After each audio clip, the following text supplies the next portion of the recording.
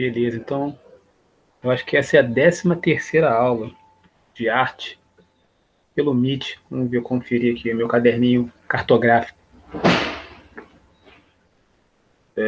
Terça-feira, foi 12ª, hoje é dia... Muito bem, hoje é dia 13. Dia 13. 13ª aula no dia 13. Então, vamos ver que eu vou compartilhar com vocês o capítulo 11 do livro do Gombrich, para a gente dar uma comentada. Eu separei já aqui os trechos. Aí, tá vendo aí, cortesãos e burgueses, século XIV. Na verdade, é o final aí da Idade Média, assim, quer dizer, né? Ela está chegando ao final e abrindo espaço para um outro período. Então, ele fala aí, ó, 150 anos depois, as cidades já haviam se convertido em centros formigantes de comércio, cujos burgueses se sentiam cada vez mais independentes do poder da igreja e dos senhores feudais, né? O período que a gente estudou até agora é esse período do feudalismo, né? Da Idade Média, dos castelos do poder da igreja, né? do controle, que a arte está voltada para a difusão dos valores cristãos. A gente falou sobre isso bastante. Falamos também sobre a diferença entre a arte oriental e a arte ocidental. A gente falou um pouquinho. Deixa eu tirar o barulho daqui. Ok. Ok.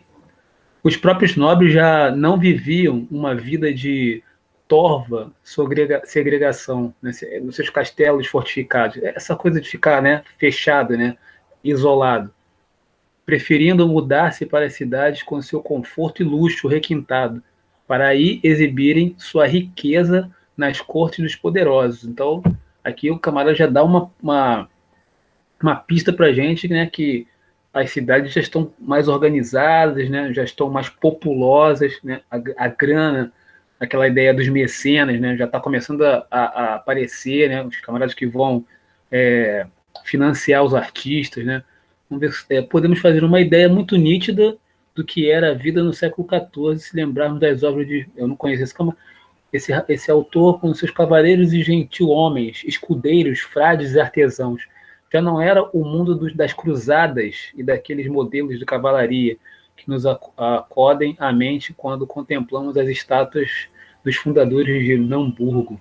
Então, aqui já está dando uma descrição, né, dessa transição de um período para o outro, né, a partir da constituição da cidade, né, que era ocupada já por um grupo diferente de pessoas.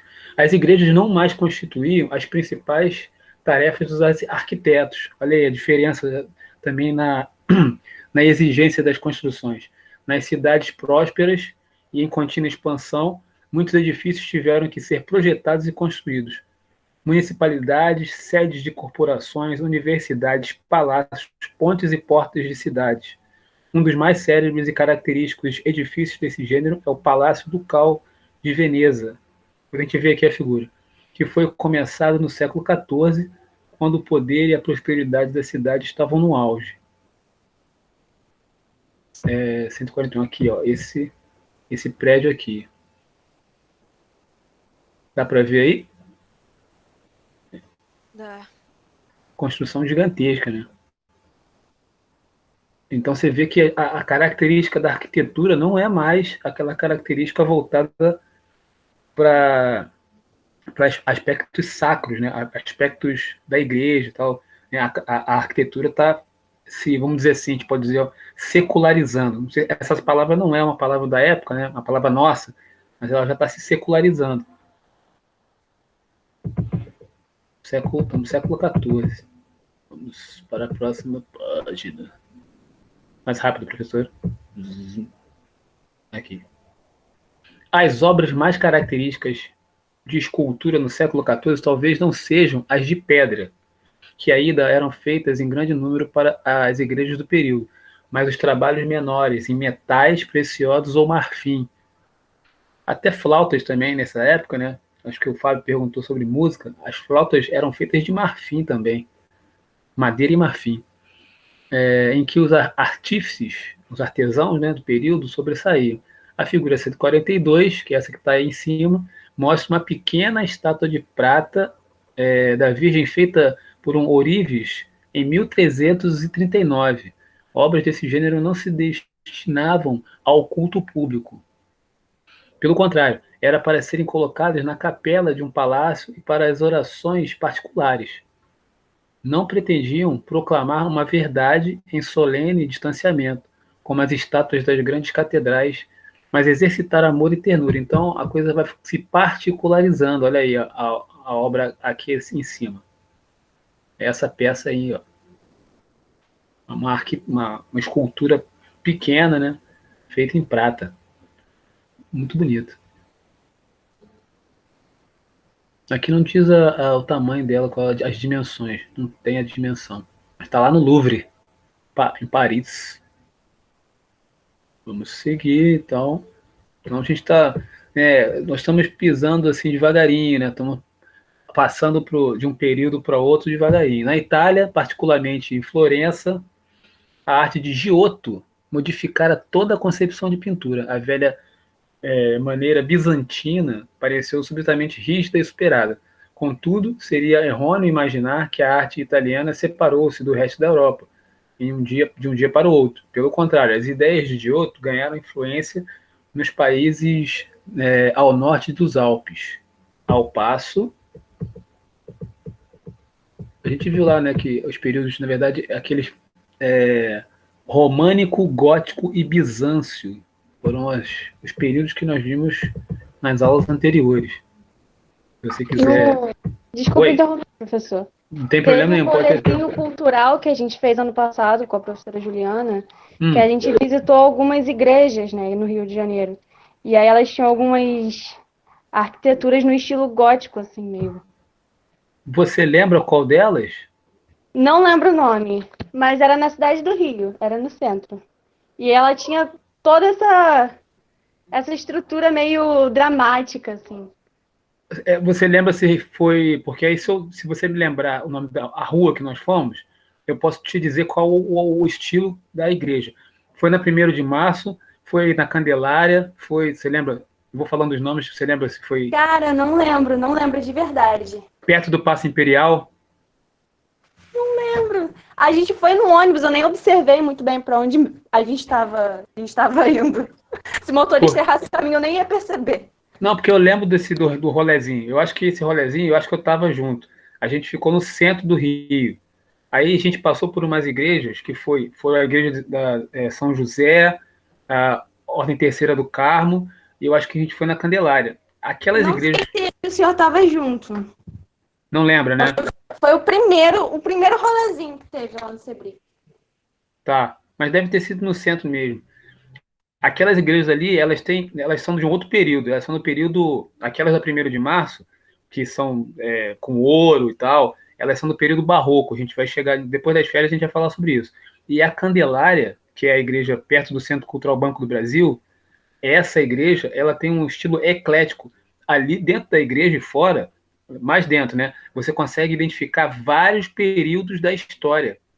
Ali tem românico, ali tem barroco, ali tem neoclássico, ali tem gótico, ali tem vários estilos misturados. Por isso que o nome do estilo da Candelária é estilo eclético. E as igrejas anteriores à Candelária, na 1º de março, são do estilo barroco. Da metade do barroco para o final, até o rococó. Mas foi boa a lembrança, porque nessas saídas a gente aprende muito, né? Sim, sim. Deixa eu abrir de novo aqui que eu fechei o livro, peraí. O grande livro.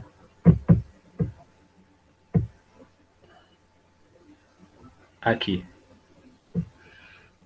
Seria legal se nós fôssemos lá no Mosteiro de São Bento, que lá também lá é o ápice do rococó. Do barroco rococó, seria isso.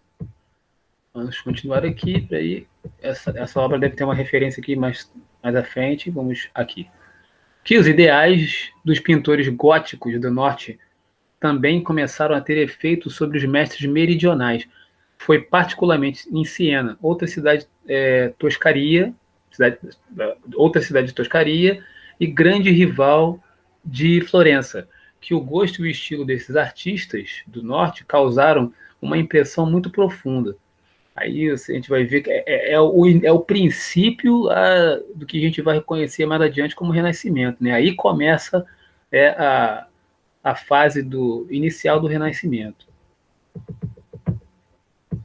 Olha que bacana essa pintura, eu acho que é uma pintura. Isso. Anunciação, pintada em 1363 para um altar da Catedral de Siena, em Florença.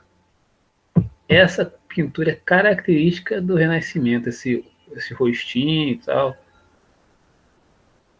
Que tem, ela não sei se dá para vocês identificarem, mas tem um pouquinho ainda daquelas misturas do românico, tem um pouquinho do românico e do bizâncio, por causa esses arcos que estão aí, 3 arcos, são características do românico. Vamos seguindo. Opa, chegou alguém. Yannick. Olha a Yannick aí. Boa noite, Yannick. Boa noite, Celso. Desculpa o atraso aí. Tranquilão. Estamos aqui na passagem do final da Idade Média, meio que devagar, indo para o Renascimento. Né? Sempre lembrando, né, e o Yannick sempre chama a atenção da gente, que o que a gente está falando aqui, né, é uma arte europeia, né, o desenvolvimento da arte europeia. Infelizmente, é essa matéria que cai nos vestibulares e no Enem. Eu acredito que daqui a algum tempo, né, daqui a 2, 3, 4 anos, a gente comece a visitar arte oriental, né, ou arte africana, arte indiana. Né? Isso depende muito dos construtores das provas lá. Então, estamos aqui em Giotto. Giotto foi contemporâneo do grande poeta florentino Dante, que eu menciono na Divina Comédia. Celso, Oi, pode falar. uma pergunta só para interromper rapidinho. Você falou da arte europeia e africana. Existe algum momento, sei lá, que faz uma interligação da arte antigamente dos vários pontos do mundo? Tipo assim, tinham os renascentistas, né, que eram os mais famosos. Mas nessa época também existiam manifestações artísticas em outros lugares do mundo. Sim. Na América, na África, então. Existe algum estudo ou movimento que relaciona essas artes?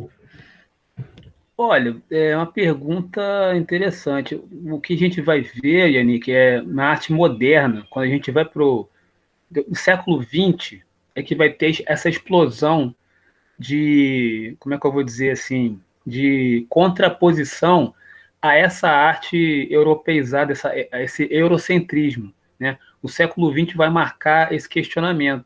Aí você vai ver, né, os artistas bebendo em fontes variadas, do Oriente, sacou? Tudo misturando coisas e concepções, misticismo. Tanto é que o surrealismo seria uma expressão dessa tentativa de negação de um passado europeizante. Né? A gente vai chegar lá, mas nós já passamos, eu não sei se você chegou a assistir, nós passamos por um capítulo, o capítulo 7, que fala sobre a arte oriental. E quando eu falei aqui na aula, eu fiz uma distinção entre a arte ocidental, essa europeizada, e a arte oriental. A arte do Ocidente, essa dita do Ocidente, ela valorizava, né, o ser, né, como a figura do culto à personalidade, o culto à personalidade, enquanto que a arte oriental, você pode ver lá nesse livro que a gente está estudando, no capítulo 7, agora não estou lembrando se é 7 ou 8, acho que é o capítulo 8.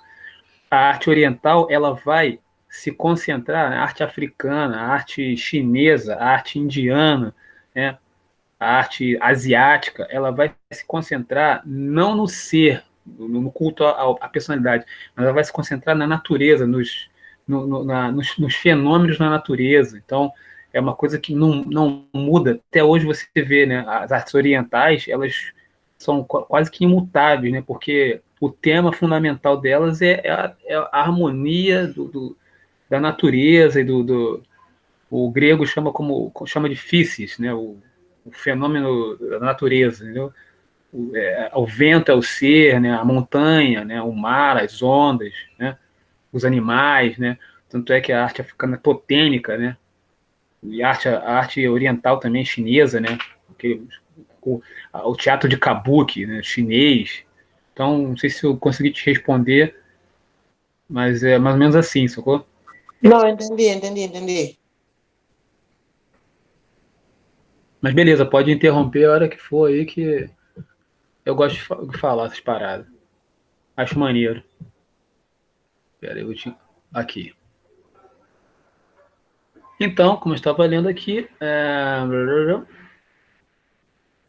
Divina Comédia, ok, a fama de Petrarca, foi um amigo de Petrarca, o maior poeta italiano da geração seguinte. A fama de Petrarca assenta hoje, principalmente nos numerosos sonetos de amor que escreveu para Laura. Por eles, sabemos que Simone Martini pintou um retrato de Laura que Petrarca tinha em alto apreço. Recordemos que os retratos, em nossa atual acepção, não existiram na Idade Média e que os artistas se concentravam em usar qualquer figura convencional de homem ou mulher em escrever no quadro o nome da pessoa que ele pretendia representar. Então, aqui mais uma dica, né? O Gombrich ele fala né, do período que ele está falando, mas sempre se remetendo ao período anterior. Então ele está lembrando para a gente que na Idade Média não tinha, né, essa necessidade de nomear as pessoas, né? A ideia da Idade Medieval aqui, né, do trabalho artístico na Idade Média, era justamente de difundir valor, né, difundir o valor cristão, né, não tinha essa pretensão que a gente vai começar a identificar agora no Renascimento, de particularizar, individualizar, né, os nomes vão começar a aparecer, Giotto é um nome que começa a aparecer, né, então as pinturas já vão ter assinatura, então a gente vai ver isso mais fortemente. Hoje a gente não vai se estender muito na aula, porque, como eu falei para vocês, é uma passagem que o autor está mostrando para a gente. Acho que aqui vai ser o último trecho. Agora, esse aqui é o último trecho, então. Agora, o ofício do artista incluía uma habilidade diferente. Ele tinha que ser capaz de fazer estudos da natureza e transferi-los para os quadros. Começou por usar um livro de esboços e organizar um repertório de esboços que incluía raros e belos exemplares de plantas e animais. Então, o artista agora, né, ele se volta para a natureza, se volta para a percepção dele, né? Ele não está mais, como na Idade Média, né, como nós falamos, né, reproduzindo formas para difundir os valores, né? Ele está agora experimentando a percepção dele, né, a partir do olhar que ele tem da realidade. Então, isso que ele está querendo dizer aqui. Começou a usar livro de esboços e organizar um repertório de esboços que incluía raros e belos exemplares de plantas e animais. É como se fosse um catálogo, né? Ele fazia o catálogo dele, né? O que fora uma exceção no caso de Matthew Paris, cedo passou a ser a regra. Um desenho como o da figura 147, a gente vai ver aí, feito por Pisanello, artista do norte da Itália, apenas uns 20 anos depois da miniatura de Limbourg. Deve estar aí. Prova como esse hábito levou os artistas a estudarem um animal vivo com profundo interesse. O público que via as obras do artista começou a julgá-las pela habilidade com que a natureza era retratada e pela riqueza de pormenores atraentes que o artista conseguia incluir em seus quadros. Os artistas, entretanto, queriam ir mais além. Então, olha aqui, ó, mais um dado importante dessa passagem aí, né, da Idade Média para o Renascimento. O camarada ele já está fazendo aquilo que não havia na Idade Média, se diferenciando uns dos outros, né? Já não se contentavam com um domínio recém-adquirido de pintar detalhes, tais como flores ou animais copiados do natural. Queriam explorar as leis da percepção visual e adquirir suficiente conhecimento do corpo humano para incluí-lo em suas estátuas e pinturas. A gente vai ver isso, né? Retratado ou refletido nos trabalhos de Rafael na frente, de Michelangelo, né, de Leonardo da Vinci, que esses camaradas começaram a estudar anatomia, né, para poder fazer a mão, o corpo, né, o corpo humano e tal.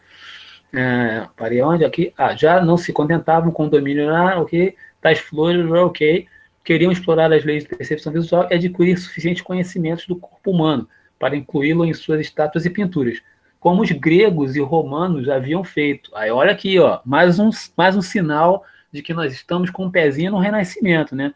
O Renascimento, né? A Renascença não é uma volta aos valores gregos, né? O Gombrich dá uma pista, né, para a gente aqui no texto de que, né, estamos com um pezinho no Renascimento. Uma vez que seus interesses enveredavam por esse caminho, a arte medieval podia realmente considerar-se no fim. Chegamos ao período usualmente conhecido como Renascença. Então, a gente nos próximos encontros começaremos a conhecer o período da Renascença. Mas antes eu queria que, porque ele fez um comentário e eu não mostrei a figura, deixa eu ver aqui. Figura 148, 137. Deixa eu ver aqui, peraí. Eu acho que é esse aqui. Aqui, ó. Vou tentar aumentar aqui, vou tentar diminuir para vocês verem melhor.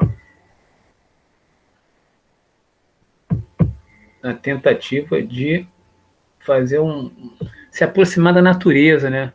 Na verdade, aqui você vê que a figura que está pintada aí, vocês estão vendo cortesãos e burgueses, né? Ele não tem uma pretensão de falar de nada. O tema não é sacro, o tema não é ligado à religião, né? Página do livro de Horas pintado para o Duque de Berry, cerca de 1410. Então, é uma circunstância ali, um momento ali, né? Como se fosse um momento não sei se de lazer ou de uma confraternização, ou de uma solenidade, pode ser uma solenidade, mas não é uma solenidade da igreja, né? Não está ligado ao misticismo, né? A mística.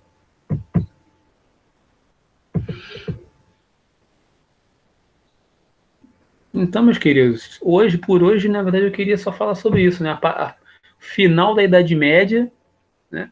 E o princípio do que seria o Renascimento. Se vocês tiverem algum comentário a fazer ou perguntas a fazer, serão bem-vindas. Eu tenho um comentário. Opa, vamos lá, meu querido. Eu adoro comentários e pitacos. É que o Yannick falou sobre a dúvida dele assim, sobre a arte de lugares diferentes, regiões diferentes se relacionarem nessa época, assim, fez lembrar que, assim, não sei se a arte em si, mas pelo menos questões de filosofia, essas coisas assim, na Grécia já era bem conhecida no mundo todo, praticamente. No mundo todo, assim, que o pessoal conhecia naquela época, que o pessoal reconhecia como praticamente. Porque, assim, no ano passado, eu estava lendo a biografia de Ashoka, que era um imperador indiano. E o pai dele não queria que ele fosse educado pelos indianos, ele queria que ele fosse educado pelos gregos, por causa da filosofia deles e da busca pelo conhecimento e tudo mais, que ele dizia que os gregos eram mais sábios. E o filho dele, o Ashoka, ele queria que, se eu não me engano, ele queria que o filho dele fosse educado, mas ele não conseguiu educar o filho dele por um grego. Entendi. Porque nesse período, na verdade, a Grécia era conhecida, Grécia, Roma, então, até acho que foi uma das aulas que a gente comentou, acho que foi o André que perguntou, né? Qual é a expressão dos romanos, né, na arte? Eu falei, os romanos, eles não vão ter uma expressão assim artística, porque eles vão se concentrar, ou eles vão desenvolver a arquitetura, né? Quem vai ter expressão, né, artística, filosófica, conhecimento, né, da pesquisa, da investigação, é o grego. Tanto que o grego vai influenciar Roma, né? Nesse período, isso chegou a várias partes do mundo, né? Como você falou aí, tinha várias pessoas que mandavam para lá, né? Pessoas para estudarem na Grécia. Então, isso realmente tem uma fundo de verdade, sim, é isso mesmo. Nesse período antes de Cristo, né? Século 8, século 9, né? Do século 5 ao século 8, 9, assim, vamos dizer assim. Tinha isso aí, pode crer. Com E certeza. também, só acrescentando o que o Fábio falou, é que a filosofia e a arte dialogam bastante. Então, muito provavelmente, se existia essa preferência pelos gregos, provavelmente também existia uma preferência artística, mas para isso precisava ter também um conhecimento de várias artes diferentes. Sim, sim. Tem assim, não sei, não vou saber dizer agora, assim, não me ocorre, mas tem autores que dizem que Platão foi até o Egito, os camaradas viajaram, o conhecimento que Platão tinha, né, foi de viagens que ele fez também, então tinha essa ligação, né, o mundo arcaico e antigo, eles, né, se comunicavam, né, de alguma forma, né. É interessante, a gente não tem essa noção, né, mas quando a gente conhece história, contextualiza, aí você começa a entender as ligações. E, por exemplo, quando a gente falou aqui agora, né, quando o Gombrich dá o texto lá, fala no texto que os pintores estavam voltando a questões gregas, né? Tem uma ligação, né? Fala aí, Fábio. Não, tipo, até no próprio Oriente, assim, quando, por exemplo, quando os persas dominaram tudo e chegaram a dominar até Israel,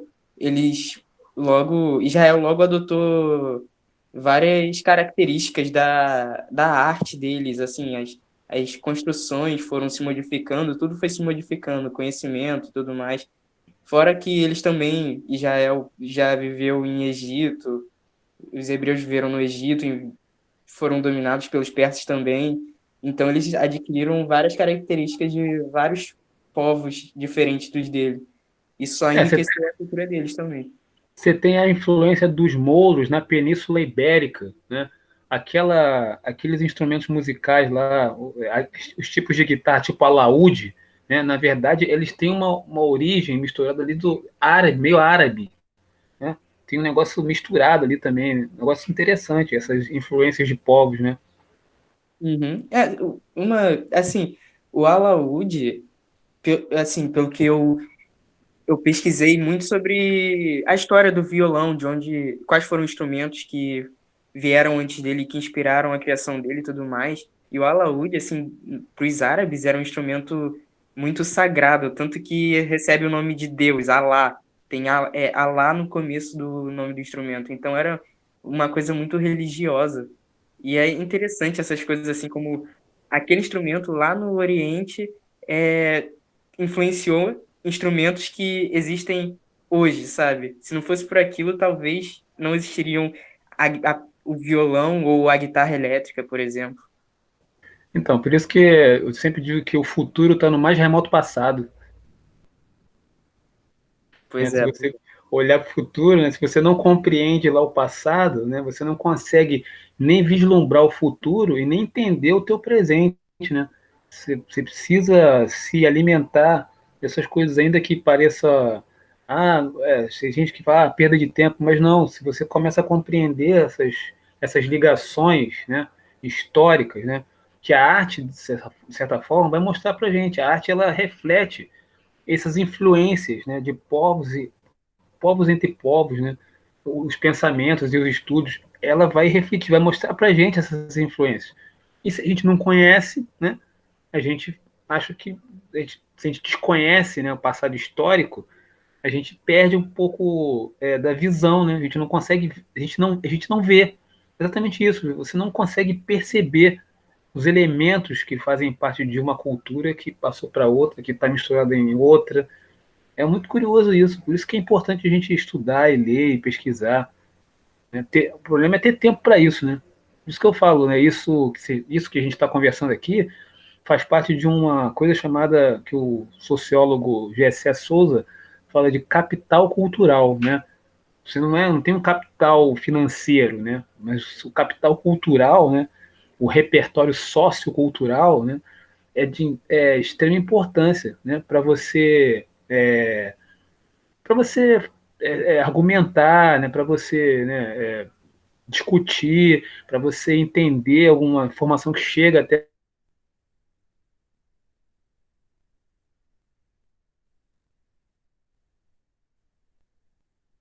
que estavam lendo. 1984. O Yannick voltou. esse livro, muito interessante, porque em dado momento lá, o sujeito, ele, a estrutura, né, social, ela prevê a retirada lentamente das palavras, né? Se suprimir as palavras do cotidiano das pessoas, né, você faz com que elas pensem menos, não façam relações, não estabeleçam relações, né? O negócio é terrível, né? E, de certa forma, é meio que presente, né? Porque você vai, né, as pessoas não querem mais ler, né? Tá tudo pronto, você recebe informação tudo pronta. Então, o que você vai ler e vai checar? Dá muito trabalho, né? Mas é justamente isso. A gente está vivendo isso já.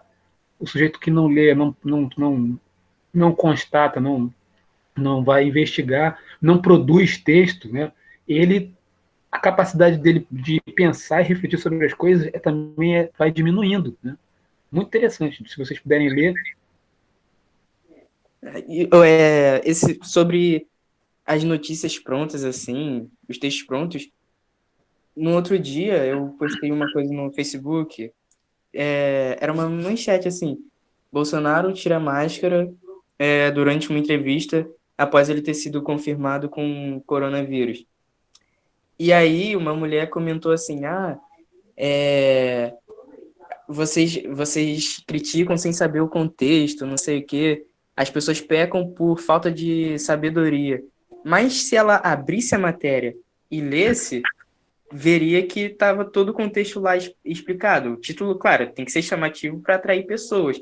Mas Sim. Lá na matéria estava tudo explicadinho. Tanto que eu li a matéria, antes mesmo dela falar isso, e eu li todo o contexto, sabe? Mas ela não, ela só viu que estava escrito isso e não leu nada.